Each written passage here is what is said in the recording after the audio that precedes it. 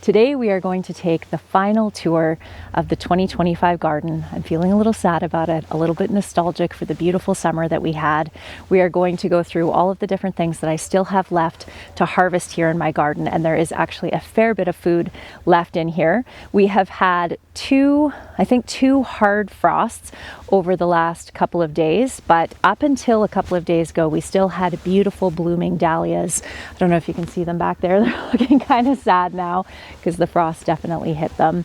But it was absolutely gorgeous in here up until a couple of days ago. If you are new here, my name is Chelsea. Welcome to Little Mountain Ranch. And if you've been here before, welcome back. Up until a couple of days ago, I was still harvesting dahlias out of my northern garden, which is fantastic. We had our first hard frost 2 nights ago, which definitely killed off anything that was left in the garden that was at all sensitive, but I still have a lot in here that's nice and hardy and actually tastes better after a frost. This beautiful kale here just gets sweeter with frost, which is fantastic. So like I said, we've had one good frost.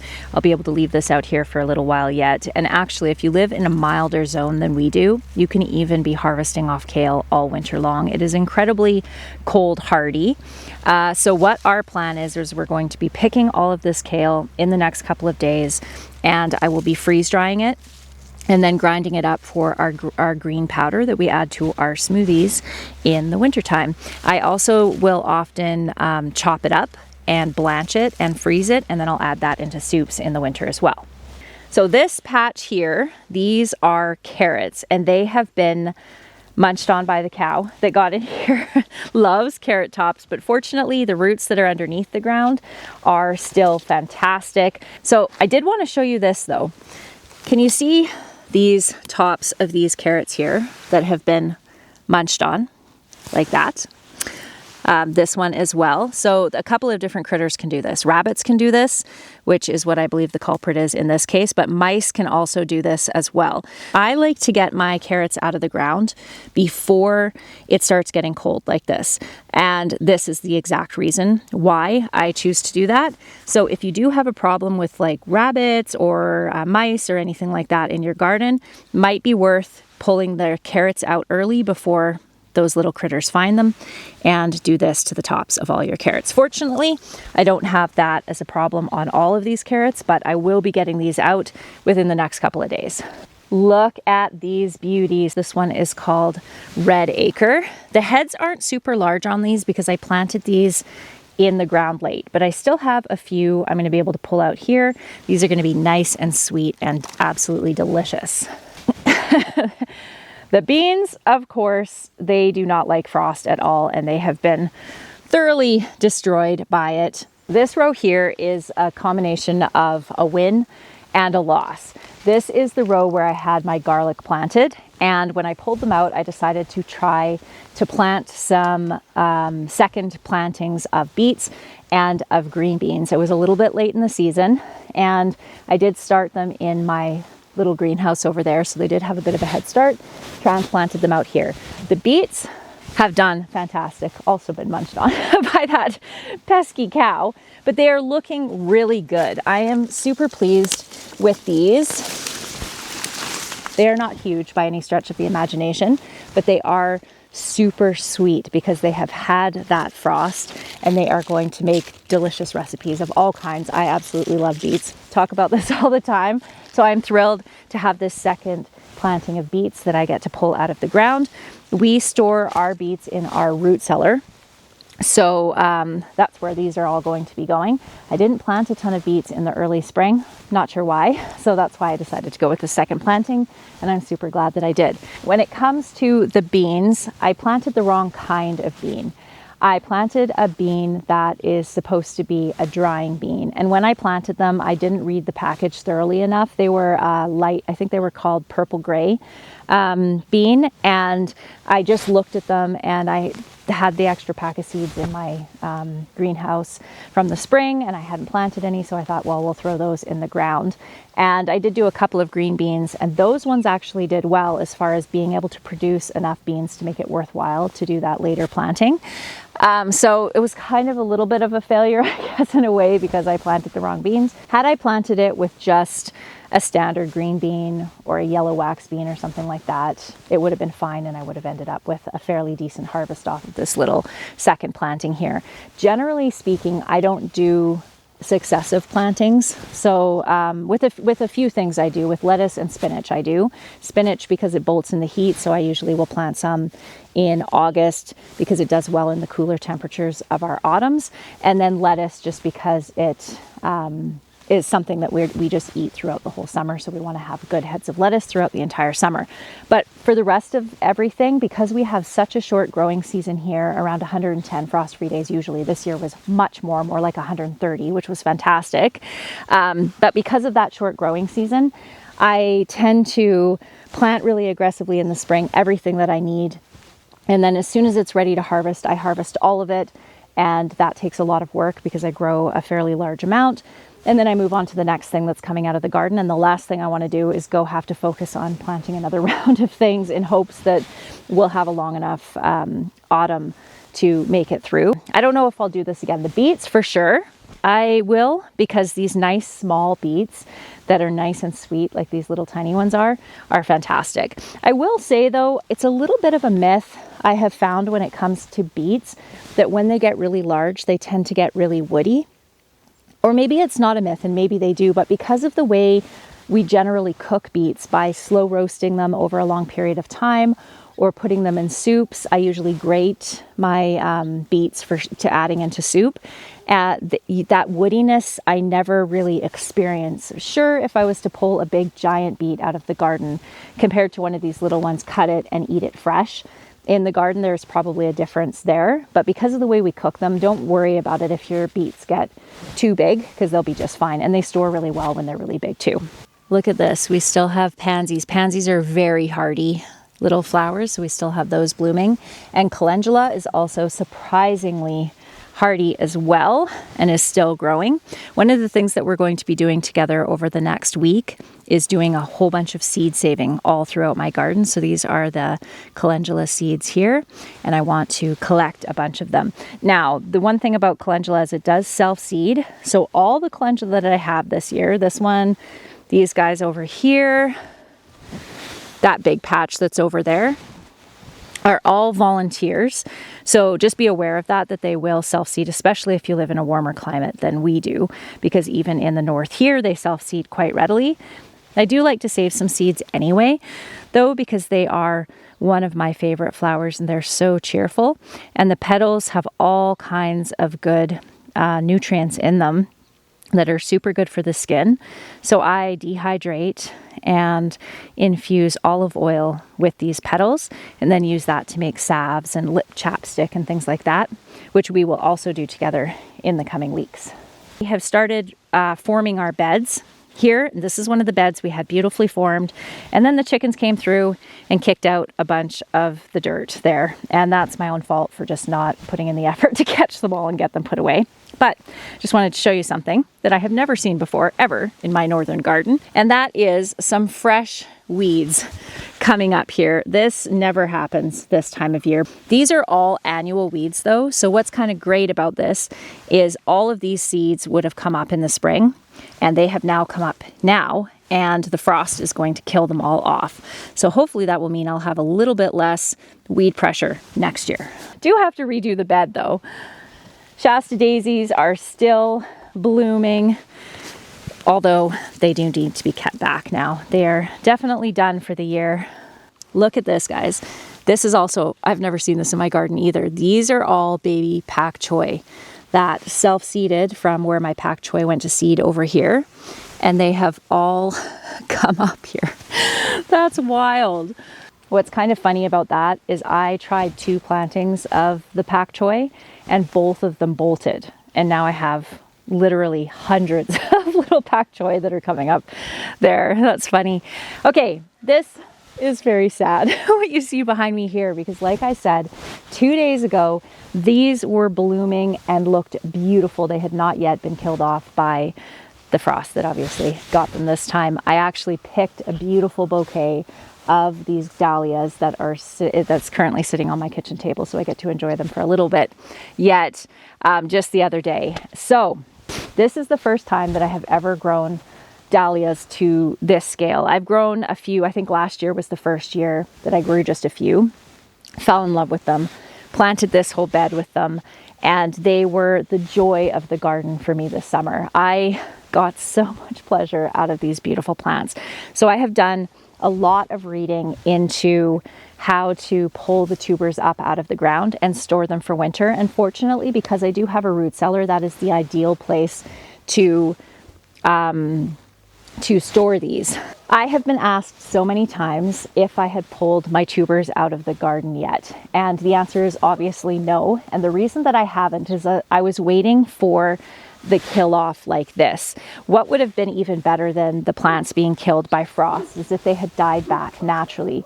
So what happens with tubers, and this goes for any root actually, is that a lot of the energy that is produced during the summer through the photosynthesis and all of those good sugars being produced in these leaves, is that energy goes down into the root. This is for potatoes, beets, turnips, parsnips, flowers like this, gladiolas, anything that forms a bulb or a tuber or a corm, anything like that.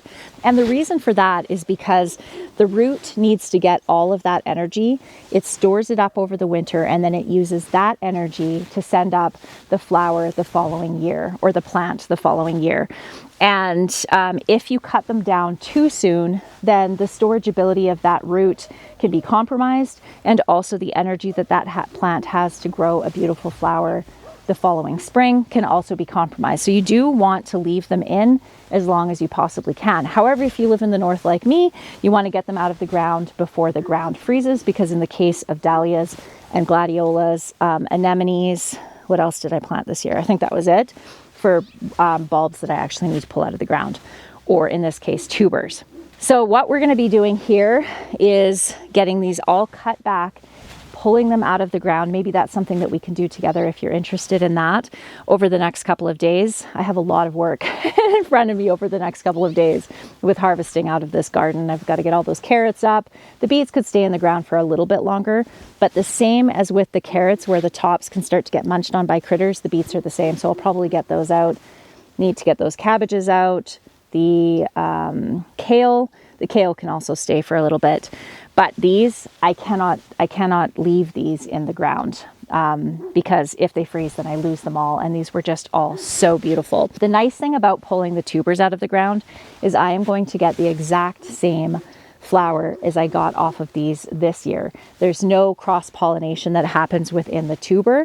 It's going to be the same as these ones. However, I'm also going to try harvesting seed off of the flower heads here, because the seed that is produced will be cross-pollinated. And I think that might be kind of fun to see some of the cross-pollinations between all these beautiful dahlias that I had here. I have never harvested seed. To be honest, I don't even know what the dahlia seed looks like, but this is a dyed back flower. So we'll pull these off here. I don't see any seed at the end of those petals, which can sometimes be the case. Oh, there we go. I can see seed down in there. Can you see that? So I am going to try some seed saving because I just think it would be fun to see some cross-pollinated dahlias. They'd probably be just beautiful. So yeah, anyway, this makes me a little bit sad, but it is what it is. It's the way gardening goes. What's really nice about what I planted these in is this I filled with potting soil. So the soil is really loose. Let me show you. Let's just break off a couple of these. The soil is going to be nice and loose because it's potting soil. So these should be fairly easy to pull out of here. So I'm just going to go grab a pitchfork and pull this out and see how big it is. I'm kind of excited because I'm probably going to have a lot more on here than I started with in the spring. It's so big. My goodness, how am I going to get this out without breaking it?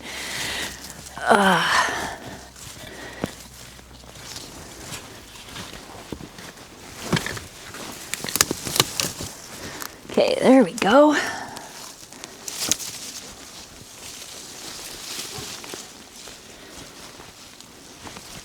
So that really was not so bad. This is not going to take me long at all. So what I understand, anyone who has more experience than me, which wouldn't take much since I've never done this before, do tell. So my plan was, according to everything I've read, is to wash these off really well so that all the dirt is off of them, and then dry them out a little bit and then get them right into the root cellar and not let them dry out too much, because that can actually kill them. So if that's what I should do, let me know. I'm planning on doing this in the next couple of days. We'll get all of these pulled out. I will take a knife and cut these off nice and neatly up here. And yeah, that's looking pretty good. I'm pretty excited about that. I'm definitely going to have to get to dealing with this though within the next couple of days, because the temperatures are dropping again. Snapdragons are another one that are very hardy when it comes to the cold, and these are actually all self-seeded. Beautiful snapdragons. Look at that. That self-seeded in this bed. This is where I planted my snapdragons last year, and I didn't actually plant any this year, so it's kind of nice to have a few little volunteers. This bed is pretty much all weeds. What I did try to grow in here was artichokes, which, as you can see, did not grow at all. I had the worst time with dealing with aphids. I won't be planting artichokes again because they are just an aphid magnet. But so I just gave up on them, and right after I gave up on them, all of these guys started blooming. So that was kind of perfect. I did plant a whole bunch of sweet peas along the back here that are still blooming, which is also kind of wild. We are going to be seed saving a ton of beautiful seed out of these pods when we do our seed saving walk around the garden in the next week. This green stalk here, I planted strawberries in back in the early spring, and they looked just beautiful when I had them in my little greenhouse. But I brought them outside, so normally strawberries will start coming up in the early spring here. They're very hardy. They do fairly well out in the garden. But because I had been growing them early, I got them going early in the little greenhouse, and they were quite big and beautiful. And then I put them outside into the cold weather. We weren't getting frost at that point. It just seemed to stunt them, and they never really did anything. And they're looking kind of sad. But this will be a bit of an experiment where I'm going to take this and put it in my little greenhouse where it does stay a little bit warmer, at least in the daytime, and see if I can't overwinter these strawberry plants, because we can overwinter them in the ground out here, no problem, in the green stalk.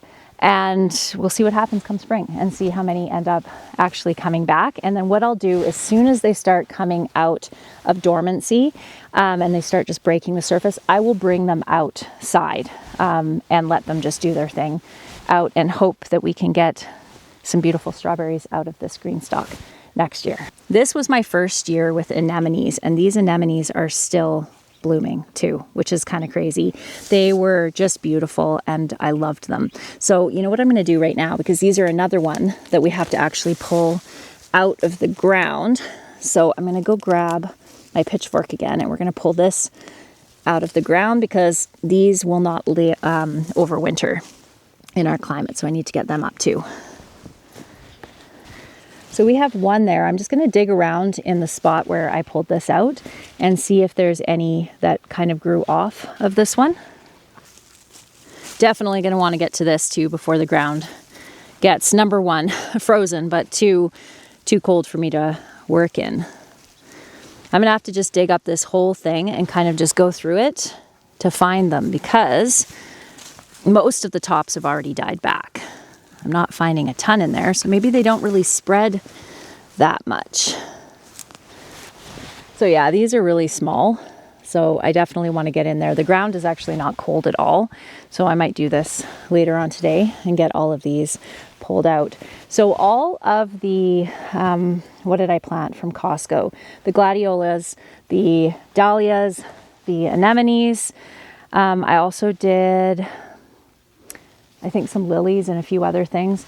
every single one of those plants outside of the clematis. The clematis did not grow, but everything else did absolutely beautifully. So I cannot recommend the Costco bulbs. I'm not sure what the actual company is that supplies them, but I can't recommend them enough because they were amazing quality. So I got to put that on my list of things that I need to get done in the next couple of days. All right, now we're down in the high tunnel, and as you can see, we have it all pretty much ready for winter. The only thing I have left to do is to pull down my bunting flags. I pull them down in winter just so that they don't have that extra exposure to the sun, which fades them out. I'm actually going to have to dye them in the spring, which I'm looking forward to doing, just to brighten them up a little bit because they have faded out over the last couple of years, but I still love them. But I need to take those down. But other than that, everything has been taken out of here. I have the green stalk over here emptied out, and I just have this one last flower pot. It is still blooming, which is just fantastic. Definitely within the next 2 days it's going to be completely dead, but I'll leave it here to bloom until the last flower has faded, and then I'll pull it out and throw that into the compost. I am going to be saving seeds off of my petunias this year, which I'm really excited to show you. The petunias that are up by my house are still looking absolutely glorious. I'm hoping to get a few more days out of those ones before we start harvesting. Oh, look at this. We have a kitty visiting. That's Nala. And the cats like hanging out in here in the daytime. They're inside-outside cats, so they do come outside, but I do find them this time of year down in the high tunnel fairly often. The other thing that we need to do is roll up the sides. We do roll up our sides during the winter, but we roll them so that the roll is on the inside instead of the outside, so that the snow can come down and kind of slough off and not build up against the side and put kind of pressure on the wall of the high tunnel, and that way that snow just kind of comes inside and keeps these beds nice and moist, which is something that I do like. One of the things that's recommended with high tunnels is every few years to take the plastic off and allow it to stay exposed to the elements over the winter time. Because this isn't getting naturally washed, the soil's not being cleaned by rain, it builds up salts and minerals in the soil that can be detrimental to your plants. So fortunately for me, we did have our plastic, it ripped. Well, this wasn't fortunate, but we ended up having to replace the plastic this year. So we kept it off all last winter. So I have a few years where I don't have to worry about taking the plastic off. It is a bit of a pain to do it. It's held on with these wiggle wires, and it's a lot of work, and then you end up tearing it and everything else. So leaving it on is definitely easier than having to take it off. This is so cute. Look at this. This is my shade cloth right here. It makes a nice bed for the cats, apparently. As long as they don't pee on it, I'm fine with that. One of the other questions that I have seen in the comment section over the last little while is how we deal with the drip irrigation system. So the drip irrigation itself, this tape here, it's called drip tape, is quite fragile. And I have found that when I pull it up and try to roll it up, it doesn't roll, and it ends up cracking a little bit on the folds where you're trying to roll it, and it damages it. So what I have found to be better is actually just to leave it laying in the beds like this. It just seems to last better. So this is kind of what I mean. So if I went to try to roll this, it folds instead of rolls, and then ends up cracking right at the fold. So that's why I just leave it laying like that. So we just make sure that there's no water left in here, so it's been all drained off, and then open so that in case any water gets in there, it doesn't freeze and then crack this. The reason that we have that filtration there is because we have spring water and it's very silty. The water that comes through to our house is run through a filtration system, but the water that feeds our livestock and the gardens and everything isn't. So it's quite silty, which is actually fantastic when it comes to watering the garden, because all that silt has nutrients in it that go into the soil. But not so much when you are trying to run silty water through things with little tiny holes. It ends up plugging them up. But that filter has worked fantastic. I do have to rinse it every time I water my high tunnel because it gets gummed up with all that silt, but it hasn't plugged up any of these lines over the last couple of years. And this drip irrigation was an absolute game changer for me. I was having huge issues with blossom end rot. Blossom end rot is a calcium deficiency, or caused by a calcium deficiency, and a few other minerals as well in the plant, in the tomatoes, and it causes the blossom end of the tomato to rot. And it's very discouraging when you go to pick a beautiful big red tomato and the bottom of it is rotten. You might think that if you just add more calcium to your soil that will remedy the problem. But what the issue actually is that in order for the plant to uptake the calcium that is in the soil, and most soils have sufficient calcium, it needs regular watering in order to do that. It can't uptake the calcium without sufficient water. So if you end up with times during the summer where your plants experience drought, they can't uptake the calcium during that period of time. And if that happens right when that plant is developing at the point of where that blossom end rot can develop, if it happens during that window, then you're going to end up with blossom end rot. And I was having huge issues because I was hand watering this, which was very time consuming, took me over an hour. Once I put the drip irrigation in and I had consistent watering in here, I have maybe had 2 or 3 tomatoes with blossom end rot since we put in our drip irrigation. So highly recommend it for a growing situation like this. I would have drip irrigation in my entire garden if we didn't have this silty water problem. But with the amount of times I would have to wash out the filter while I was watering all my gardens would just be too much of a pain. And plus I kind of want that silt in my garden anyway. So I don't mind doing the overhead sprinklers. They seem to work just fine in my garden. I know it's kind of sad seeing the high tunnel all empty like this and seeing the garden come to an end for another year, but I have so much preservation to do over the next 4 weeks or so. Just endless, endless preservation. So I'm kind of ready to not have to worry about the garden and just get everything pulled out of it and start getting all of that put up into the pantry. We are going to be doing our pantry tour at probably the end of the month, end of October, beginning of November is when we usually do it every year. And I'm excited to share with you all of the things that we have grown and preserved in our garden. Like I said, we're going to be doing a ton of preserving over the next month at least, if not a little bit longer. And then we are going to be moving into cooking with all of this food that we've grown and preserved over the summer and the fall. And I'm looking forward to sharing all of that with you.